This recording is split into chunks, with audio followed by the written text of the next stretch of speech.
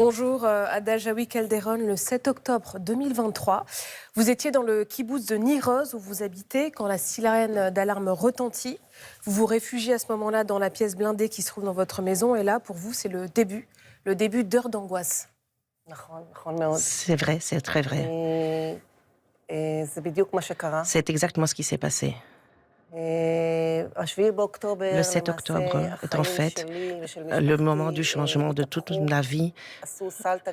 Ils ont fait un grand saut en arrière et ma fille a changé d'un bout à l'autre. Tout ce qui était connu et était notre habitude a changé. J'étais dans l'abri pendant 18 heures, déconnectée du monde parce que je n'avais pas de téléphone et je n'avais pas d'électricité ni d'eau, pendant que les terroristes sont entrés par centaines et centaines dans le kibboutz de Nir Oz, dans les maisons, à 6h30, à 7h du matin. Nous sommes encore en pyjama. On vient de se réveiller et ils nous ont massacrés. Ils ont fait un pogrom, une vraie Shoah dans notre kibbutz et dans d'autres kibbutzim dans la région. Et donc après toutes ces heures d'angoisse, vous apprenez que deux de vos enfants ainsi que leur père ont été enlevés. Quelques jours plus tard, vous découvrirez que votre mère et votre nièce ont été tuées. Pour vous, donc ce 7 octobre, c'est le début du pire des cauchemars. Exactement. Dès cet instant, je suis entrée dans un mauvais film, un mauvais rêve qui n'est pas encore fini. Nous sommes encore dans cet enfer, dans cette tragédie. En fait, je comprends que 5 membres de ma famille ont tout simplement disparu en une seconde. Et après 10 jours, nous avons découvert que 2 avaient été assassinés. Ma chère maman de 80 ans et ma nièce de 13 ans, une fille autiste, une fille magnifique, pure, d'une pureté. Les deux ont été assassinés dans leur maison de façon cruelle. Et mes 2 enfants, Sahar et Erez et leur papa, ont disparu. Et on a pris du temps à comprendre qu'ils n'ont été en fait enlevés. Beaucoup ont été enlevés, beaucoup d'enfants, des gens âgés, des bébés ont été enlevés du kibbutz vers Gaza. Et dès cet instant, commence mon histoire. Car en fait, j'écris ce livre, je raconte mon combat pour leur retour. En fait, je suis une maman qui voulait retrouver ses enfants à la maison.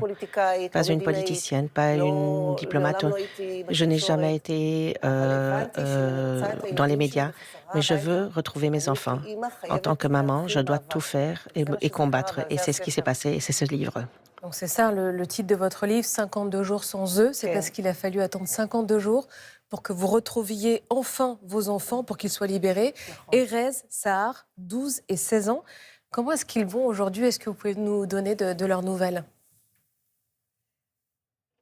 En fait, leur situation est très complexe. Ils ont vécu un traumatisme terrible, un très grand bouleversement.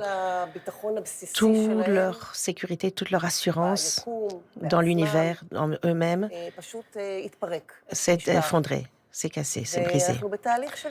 Et nous sommes en train de travailler, c'est un processus, ils ont des peurs. Ils sont convaincus qu'ils peuvent à nouveau être pris en otage à chaque instant. Il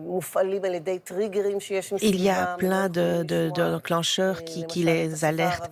Dès qu'ils entendent l'arabe, ils sont stressés. Ils ne peuvent pas aller dans des places publiques, dans des grands endroits, des endroits pleins de gens. Remplis de gens. Et même dans leur propre maison, ils ne se sentent pas en sécurité. Ils ne se sentent en sécurité nulle part. Ils ont vu des choses que les enfants de leur âge ne sont pas supposés voir. Ils ont vécu un épisode de vie qui est tellement bouleversant qu'aucun enfant, aucune personne ne doit vivre.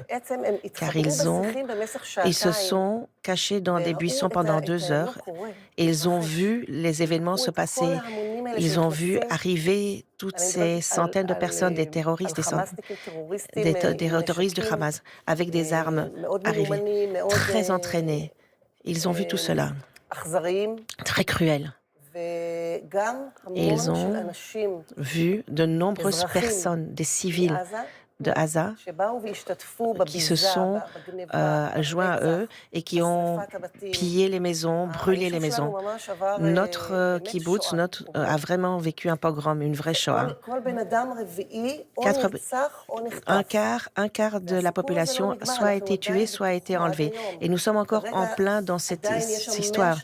Il y a encore 133 personnes otages dans les mains des terroristes de Gaza. Il y a encore des bébés, des enfants. Il y a votre ex-mari, le père de vos enfants, Ofer, qui est toujours aux mains du Hamas. Est-ce que vous avez eu des nouvelles par les autorités israéliennes? Nous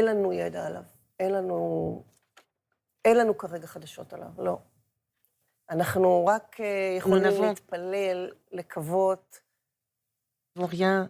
Nous ne savons rien à son sujet. Nous espérons qu'il tienne encore le coup. Ils sont déjà plus d'une demi-année là-bas, 200 jours, dans des conditions terribles. Ils sont sous la terre, sans air, sans bon oxygène. Je le sais de mes enfants qui en ont parlé. Je sais ce qui se passe, ce qui arrive à leur père parce qu'ils mangent à peine. Ils mangent une pita par jour. Ils n'ont pas d'oxygène. Ils ne voient pas le jour. Ils ne voient pas le soleil. Les conditions sont terribles. Ils payent un prix physique et mental, car il y a également une torture physique et psychologique. Avec tout ce que vous avez vécu, très rapidement, c'est la dernière question. Est-ce que pour vous, avec toute cette violence absolue, est-ce que la réconciliation est un jour possible?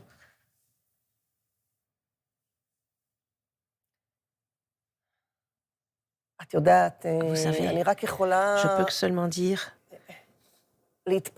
je ne peux que prier qu'il y a encore une âme vivante, une fibre humaine de l'autre côté,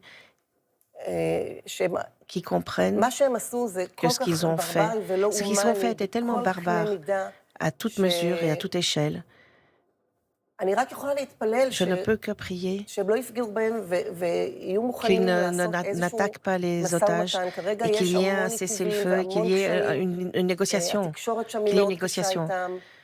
Et vous savez, je ne veux qu'une chose. Je ne veux pas aller voir un cercueil revenir. Je veux un papa qui revienne et qu'il se balade avec eux, qu'il les prenne dans les bras, qu'il les embrasse, qu'il leur enseigne tout ce qu'ils fassent, qu'ils soient vivants à leur côté. Voilà, c'est tout ce que je demande. Merci beaucoup, Hadas Jaoui-Calderon, pour ce témoignage de force, de courage et de résilience. Et je rappelle que votre livre, 50 jours sans eux, est publié chez Alizio et sort demain en librairie. Bonne journée. J'appelle tout le monde à lire ce livre qui raconte le combat et qui est difficilement descriptible. C'est une histoire très humaine qui raconte l'histoire d'une maman qui combat pour que ses enfants reviennent. Merci infiniment. Merci beaucoup.